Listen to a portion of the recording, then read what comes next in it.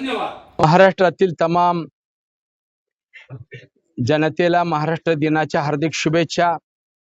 देशातील सर्व श्रमिकांना जागतिक कामगार दिनाच्या हार्दिक शुभेच्छा।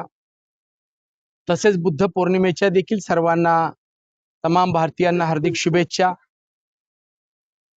बंधूंनो, ज्या पद्धतीने या देशाला स्वातंत्र्य मिळालं, त्यानंतर महाराष्ट्र हा स्वतंत्र झाला। आपल्या पूर्वजांनी बलिदान दिलं तेव्हा हे योग आपल्याला घडून आले। 75 वर्ष स्वातंत्र्य मिळून झाले। पूर्वी वेठबिगारी पद्धत होती। 18-18 तास सूर्योदयाला कामगार कामाला लागायचा, सूर्यास्त झाल्यानंतर त्याची सुट्टी व्हायची। कामाचे तास ठरलेले नव्हते। मालक जो देईल ते भांडवलदार देईल ते वेतन, अशी परिस्थिती होती। 12 महिने 24 काळ वेठबिगारी पद्धतीने तो कामावर राहायचा। शेतमजुरांचे तर प्रचंड हाल होते। मिल मध्ये काम करणाऱ्या मिल मजदुरांचे सुद्धा याच पद्धतीचे हाल होते। आणि कुठेतरी यांना न्याय मिळावा,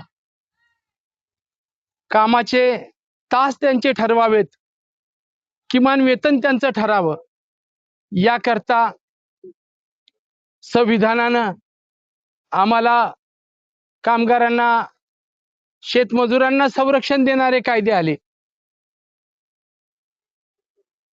14-14 तास, 16-16 तास पूर्वी काम करावं लागत होतं। 8.5 तासाचं त्या ठिकाणी कामाची वेळ झाली। महिलांना रात्रपाळीला सुरक्षेच्या कारणावरून बोलवू नये, असे कायदे झाले। औद्योगिक आरोग्य व सुरक्षा संचालनालय यांच्या मार्फत कायदे चांगले झाले। ESI सारखा विमा योजना लागू झाली।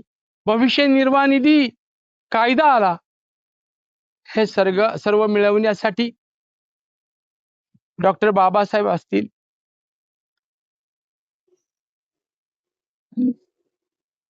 त्याचप्रमाणे लोखंडे साहेब असतील, अनेक महात्मा ज्योतिबा फुले असतील, तत्कालीन सरकारच्या नेते मंडळींनी हे कायदे संरक्षण देणारे आम्हाला आणले।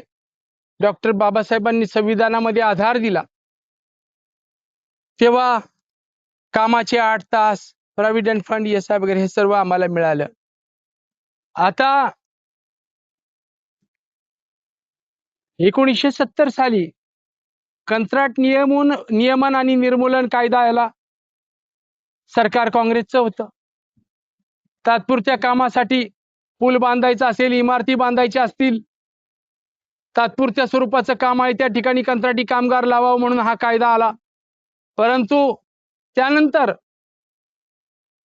माझ्या माहितीनुसार 80च्या दशकानंतर, 80 सालानंतर सर्व सेक्टरमध्ये या कायद्याचा दुरुपयोग करून कंत्राटी कामगार भरायला सुरुवात केली।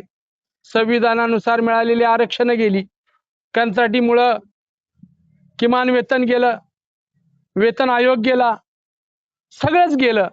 आणि ठेकेदार देईल तेवढं वेतन, पुन्हा 12 तास ड्युट्या, पुन्हा ते सुरू झालं। नियमन व निर्मूलन मंडळ त्या ठिकाणी बरखास्त झालं, ते निर्माण झालं नाही। किमान वेतन बोर्ड, ज्याला किमान वेतन माहित नाही त्याचा तो अध्यक्ष। असंच हे 30-40 वर्षामध्ये भांडवलदारांनी सांगायचं, ह्याला काही अक्कल नाही किमान वेतनाची, ह्याला चेअरमन करा। असं सगळं, त्याला कायद्याची माहित नाही त्याला ते खातं द्या। आणि असं 40 वर्षामध्ये या देशातल्या श्रमिकांना आणि शेतकऱ्यांच्या विरोधात एक षडयंत्र भांडवलदारांनी सुरू केलं। आणि 40 वर्षामध्ये सरकार कोणाचं आलं तरी श्रमिकांना न्याय देणारं कुणी आजपर्यंत मला माझ्यासारख्या कार्यकर्त्याला 40 वर्षात दिसलं नाही।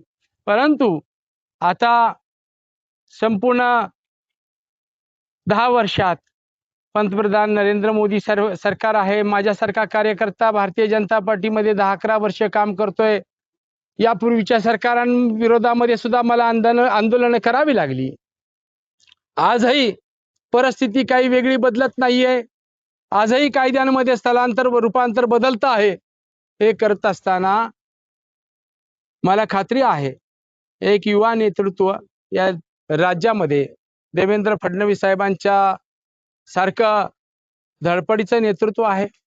ते या श्रमिकांना न्याय देतील. देशाचे पंतप्रधान नरेंद्र मोदी साहेब हे न्याय देतील. मी त्यांना एकच सांगेल, श्रमिक हा प्रामाणिक असतो. ज्यानं जगाची काल ट्रम्प साहेबांनी लॅपटॉप गँग म्हणून हिणवलं, त्याच अमेरिकेला भारतातल्या लॅपटॉप वरती काम करणाऱ्या IT इंजिनियर्स IT वर्कर्सनं आज अमेरिकेला नव्हे तर जगाला IT क्षेत्रामधून मार्केटिंग मधून सर्व क्षेत्रामध्ये उंचीवर नेऊन ठेवलं. आर्थिकदृष्ट्या त्यामध्ये सगळ्यात मोठा सिंहाचा वाटा या देशातल्या आणि महाराष्ट्रातल्या IT वर्कर्सचा आणि इतर सेक्टर मधले जे कामगार आहेत, श्रमिक आहेत, त्यांचा आहे. त्यामुळं आज आखातामध्ये आपण जाल तिथेही श्रमिक भारतातले आहेत. सर्व देशाला जगाला हा श्रमिक हा त्यांचा आर्थिक कणा झालेला आहे. जर जगाचा आर्थिक कणा हा श्रमिक बनतो आहे तर महाराष्ट्र आणि भारत सरकार ही प्रगती करत असताना ज्यांच्यामुळे ही प्रगती जगाची चालू आहे त्या श्रमिकाला संरक्षण देणं हे सरकारची जबाबदारी बनत आहे. त्यामुळं आता